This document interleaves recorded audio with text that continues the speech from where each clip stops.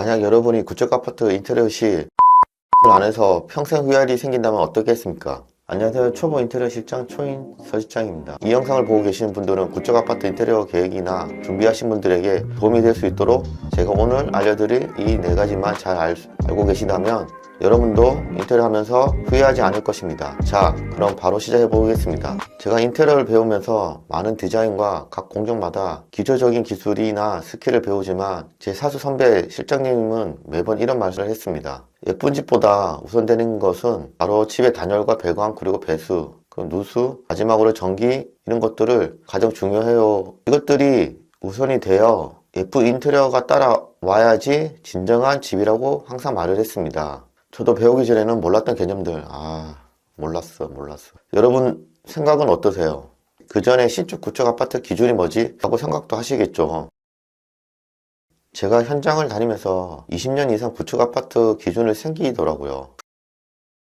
그 기준이 지하 주차장이 있나 없나, 주차장이 지상에 있으면 한 20년 이상 확률이 높고, 그리고 여기서 중요한 부분이 있습니다. 바로 지하 주차장인데 엘리베이터와 연결되어 있지 않아 걸어서 가야 하는 구조면 20년 이상 아파트라고 생각하시면 됩니다. 그리고 복도시 아파트가 다는 아니지만 보통 20년 이상 아파트로 경우가 많습니다. 마지막으로 현행법에서 공동주택 대해 노후 불량 건축물 기준이 20년이더라고요. 그럼 20년 이상 된 구축 아파트에서 살면서 어떤 문제들이 많이 발생하는지나, 그리고 인테리어 시 중요 부분 4가지를 말씀드리겠습니다. 첫 번째, 단열입니다. 난방비 폭탄 걱정 없이 올겨울 따뜻하게 보내려면 단열이 중요합니다. 요즘 세상에 경제도 어려운데 고정지출이 올라간다? 이건 아니죠. 오래된 구축 아파트는 사시는 알루미늄, 목재 사시라면 무조건 교체해야 됩니다. 이런 사시는 에너지 효율이 떨어지면서 집안이 많이 추워요. 꼭 사시 교체는 필수입니다. 그리고 내자절에 결로와 곰팡이가 생기면 단열에 문제가 있다고 생각하여 단열 보강을 해야 합니다. 사시와 단열재 제품은 종류와 스펙은 각 집집마다 구조와 여러가지 사항을 고려하여 선택을 권장드립니다. 꼭 기억하세요.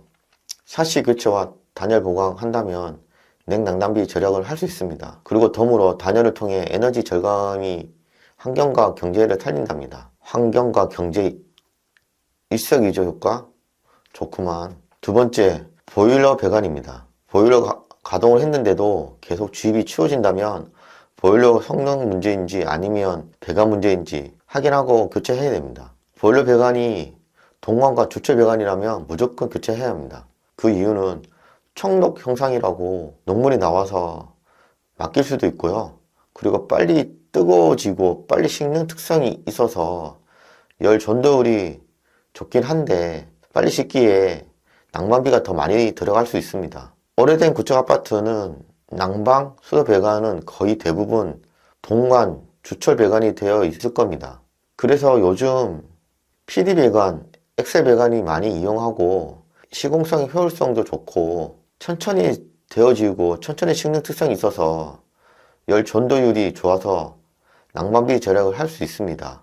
세 번째, 배수관입니다. 한 번은 고객 3장 중에 요즘 아파트는 베란다가 거의 없는데 베란다가 있는 구축 아파트를 사서 리모델링을 하여 이사 계획이라고 하시더라고요. 그런데 고민이 있다고 하더라고요. 그게 배수 공사가 할 수 있냐고 문의를 하시더라고요. 그 이유가 그분이 베란다를 좋아하는 분이고 베란다에서 자기만의 공간을 꾸미고 싶어서, 하지만 오래된 아파트다 보니 배수관 누수와 고약한 냄새도 날 수도 있고 그래서 배수관을 바꿀 수가 있냐고 답변으로 가능은 하지만 여러가지 문제가 있다고 말씀드렸습니다. 먼저 관리사무소에서 문의를 하여 가능한지도 알아봐야 되고 도면 등을 확인하면서 난방 배관, 수도 배관 종류도 확인해야 되고, 그리고 다른 세대에서 배관 교체를 많이 하는지도 확인도 해야 되고 여러 등등 쉽지 않은 일들입니다. 한 번은 30년 된 아파트에서 배수관 공사 중 슬라브 자체가 얇아서 아랫집 천장이 보이는 경우도 있다고 하더라고요. 솔직히 건들기 쉽지 않습니다. 그리고 아랫집과 관련이 있고 잘못된 공사하여 누수로 대형사고 날 수도 있거든요. 법적 분쟁과 손해배상비 발생할 수도 있고, 그리고 아랫집이 공사하러 한다면 할 수는 있습니다.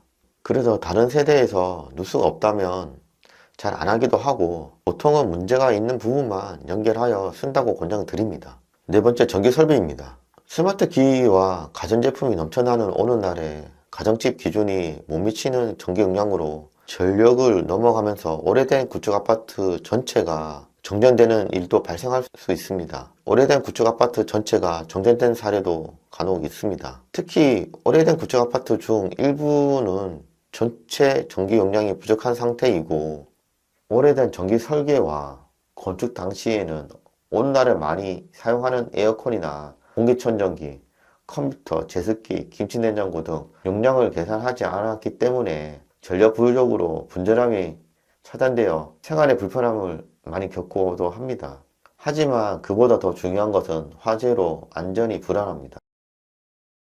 한국전기공사에 따르면 전기로 인한 아파트 화재 사고가 매년 500건 이상 꾸준히 발생하고 있어 이에 대한 안전대책이 마련이 시급하다고 합니다. 오래된 구축 아파트일수록 분전함이 잘못 들어가 있는 게 많고, 전선 자체가 많이 낡았고 피복이 안 좋아서 이음새 부분들이 벗겨져서 쇼트 발생하여 누전이 생기므로 화재로 이어집니다.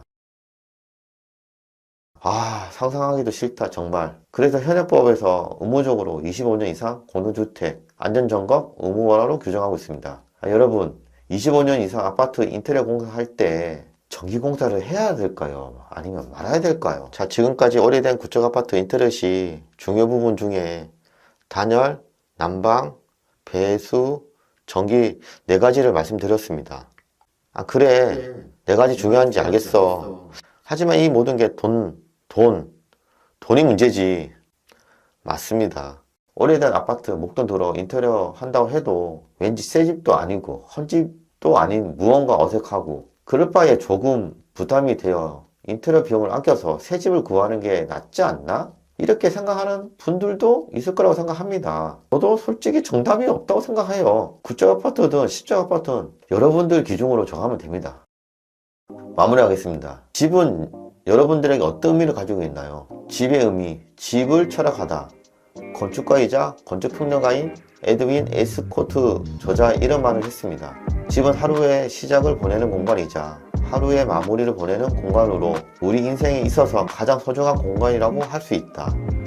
그러나 그런 집에 대해 우리는 큰 의미를 두지 않고 당연히 생각하는 경우가 많이 있다. 자신이 살아가고 있는 집에 대해서 한 번쯤은 생각해 볼 필요가 있다. 저는 이 책을 통해서 집의 소중함과 필요성에 대해서 한번 생각을 해봤습니다. 그리고 나의 집의 기준이기도 하고요. 여러분도 한번 집의 의미를 생각해 보시면 어떨까 라고 감히 말씀드립니다. 끝까지 영상 시청해 주셔서 감사합니다.